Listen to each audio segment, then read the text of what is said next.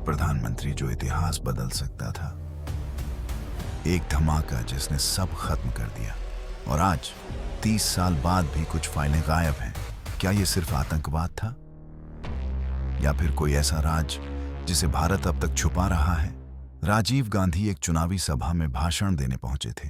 रात 10:20 पर एक लड़की माला लेकर आई और सेकंड्स में एक धमाका हुआ। पीएम का शरीर क्षत विक्षत और मौके पर ही मौत। पर यह आत्मघाती हमला एक आम घटना नहीं थी। ये LTTE का सटीक ऑपरेशन था। हमला LTTE के सुसाइड स्क्वाड ने किया था। मास्टरमाइंड प्रभाकरण। मोटिव भारतीय सेना का 1987 में श्रीलंका भेजा जाना, जिसे राजीव ने मंजूरी दी थी। पर असली सवाल, इतने सिक्योर एरिया में धमाका कैसे हुआ? क्या किसी ने जानबूझकर सुरक्षा हटाई थी? CBI और SIT की जांच में कई चीजें सामने आई, लेकिन कुछ फाइल्स थीं जो कभी पब्लिक नहीं हुई।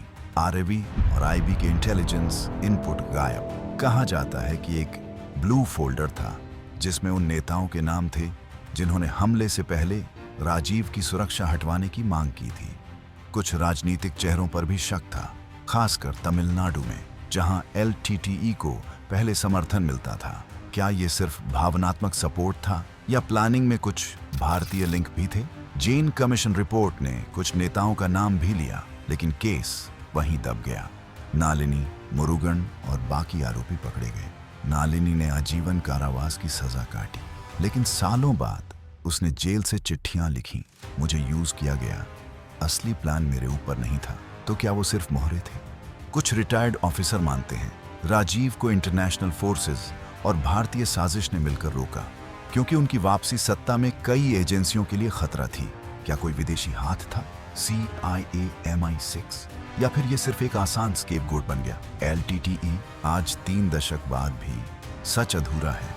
हमारे देश के पूर्व प्रधानमंत्री की हत्या का सच शायद हम जानना ही नहीं चाहते, या फिर कोई नहीं चाहता कि हम जानें। आप क्या सोचते हैं? ये एक अकेली साजिश थी, या देश के सबसे बड़े राजों में से एक?